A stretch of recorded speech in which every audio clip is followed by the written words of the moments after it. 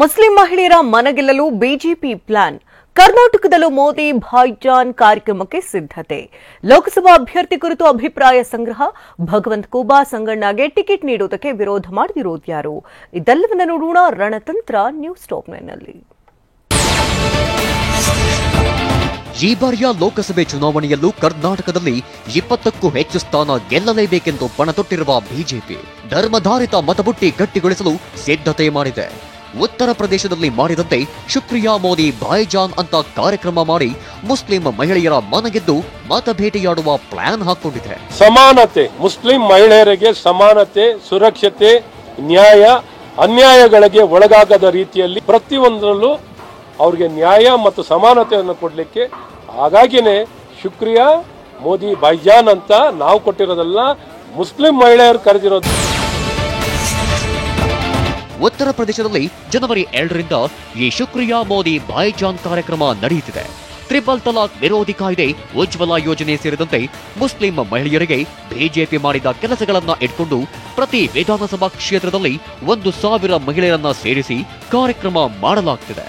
ಅದೇ ರೀತಿ ರಾಜ್ಯದಲ್ಲೂ ಮಾಡುವ ಪ್ಲಾನ್ ಬಿಜೆಪಿಗೆ ಇದೆ. ಆದರೆ ಅತ್ತ ಕಾಂಗ್ರೆಸ್ ಸಹ ಕೌಂಟರ್ ಕೊಡೋಕೆ ಮುಂದಾಗಿದೆ. ಶುಕ್ರಿಯಾ ಮೋದಿ ಭಾಯ್ಜಾನ್ ಕಾರ್ಯಕ್ರಮ ಮಾಡಲು ಸಜ್ಜಾಗಿರೋ ಬಿಜೆಪಿ ಇನ್ನು ಲೋಕಸಭಾ ಚುನಾವಣೆಗೆ ತಯಾರಿ ಶುರು ಮಾಡಿದ್ದಾರೆ.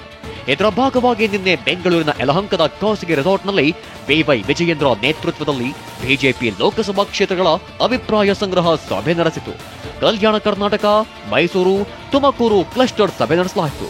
ಕಲ್ಯಾಣ ಕರ್ನಾಟಕ ಭಾಗದ ಲೋಕಸಭಾ ಕ್ಷೇತ್ರಗಳ ಕುರಿತು ಸಭೆಯಲ್ಲಿ ಭಿನ್ನಮತ ಕಂಡುಬಂತು.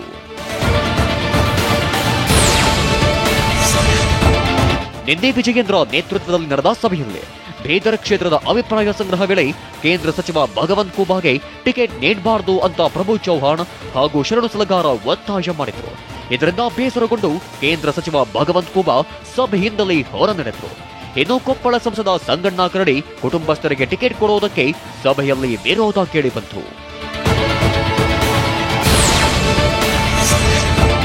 ಬಳ್ಳಾರಿ ಲೋಕಸಭಾ ಕ್ಷೇತ್ರದಿಂದ ಮಾಜಿ ಸಚಿವ ಶ್ರೀರಾಮುಲು ಪರ ಕೆಲವರು ಒಲವು ತೋರಿದ್ದಾರೆ. ಕೊನೆಗೆ ಬಳ್ಳಾರಿ ಟಿಕೆಟ್ ಬಗ್ಗೆ ವರಿಷ್ಠರ ನಿರ್ಧಾರಕ್ಕೆ ಬದ್ಧ ಅಂತ ಸ್ಥಳೀಯ ನಾಯಕರು ಹೇಳಿದ್ದಾರೆ. ಜೆಡಿಎಸ್ಗೆ ಬಿಟ್ಟು ಕೊಡಬಹುದಾದ ಕ್ಷೇತ್ರಗಳಾದ ತುಮಕೂರು, ಬೆಂಗಳೂರು ಗ್ರಾಮಾಂತರ, ಮೈಸೂರು, ಹಾಸನ ಕ್ಷೇತ್ರದ ಪರಿಸ್ಥಿತಿಯನ್ನು ಸಭೆಯಲ್ಲಿ ಚರ್ಚಿಸಲಾಯಿತು.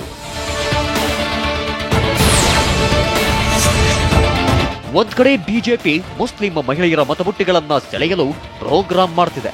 ಇತ್ತ ಕಾಂಗ್ರೆಸ್ ಕೂಡ ಬೆಂಗಳೂರಲ್ಲಿ ಬಿಜೆಪಿಯ ಮಹಿಳಾ ಅಸ್ತ್ರಕ್ಕೆ ಕೌಂಟರ್ ಕೊಡಲು ಪ್ಲಾನ್ ಮಾಡಿದೆ. ಬೆಂಗಳೂರಿನ 3 ಲೋಕಸಭಾ ಕ್ಷೇತ್ರದಲ್ಲಿ ಬಿಜೆಪಿ ವಿರುದ್ಧ ಮಹಿಳಾ ಅಭ್ಯರ್ಥಿಗಳನ್ನ ಕಣಕ್ಕಿಳಿಸಲು ಚಿಂತನೆ ನಡೆಸಿದೆ. ಕಾಂಗ್ರೆಸ್ ಹೈಕಮಾಂಡ್ ಮುಂದೆಯೂ ಆ ಹೆಸರುಗಳು ಪ್ರಸ್ತಾಪಿಸಲಾಗಿದೆ.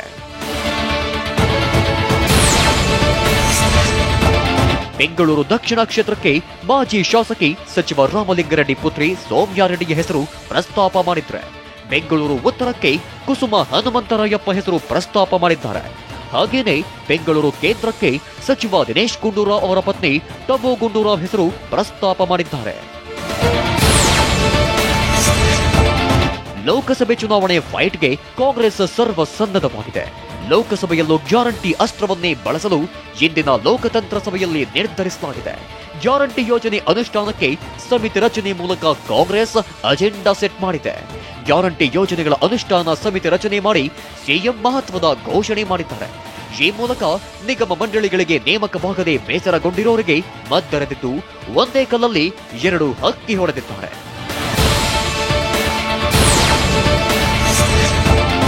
ಒಂದೇ ಕಲ್ಲಲ್ಲಿ 2 ಹಕ್ಕಿ ಹೊಡೆಯಲು ಕಾಂಗ್ರೆಸ್ ಪ್ಲಾನ್ ಮಾಡಿದೆ.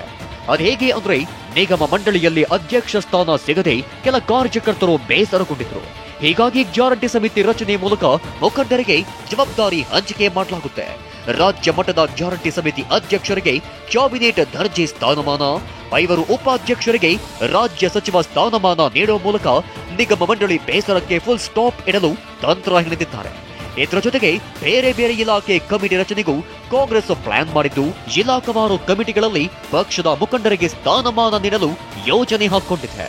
ಈ 5 ಗ್ಯಾರಂಟಿಗಳನ್ನು ಇಂಪ್ಲಿಮೆಂಟ್ ಮಾಡಲಿಕ್ಕೆ ಕಮಿಟಿಗಳನ್ನು ರಚನೆ ಮಾಡಬೇಕು. ಸ್ಟೇಟ್ ಲೆವೆಲ್ ಅಲ್ಲಿ ಒಂದು ಕಮಿಟಿ, ಡಿಸ್ಟಿಕ್ ಲೆವೆಲ್ನಲ್ಲಿ ಒಂದು ಕಮಿಟಿ, ಕಾನ್ಸ್ಟಿಟ್ಯೂನ್ಸಿ ಲೆವೆಲ್ನಲ್ಲಿ, ಸ್ಟೇಟ್ ಲೆವೆಲ್ನಲ್ಲಿ ಒಂದು ಕಮಿಟಿ, ಡಿಸ್ಟಿಕ್ ಲೆವೆಲ್ನಲ್ಲಿ ಒಂದು ಕಮಿಟಿ ಮತ್ತೆ ಕಾನ್ಸ್ಟಿಟ್ಯೂನ್ಸಿ ಲೆವೆಲ್ನಲ್ಲಿ ಒಂದು ಕಮಿಟಿ.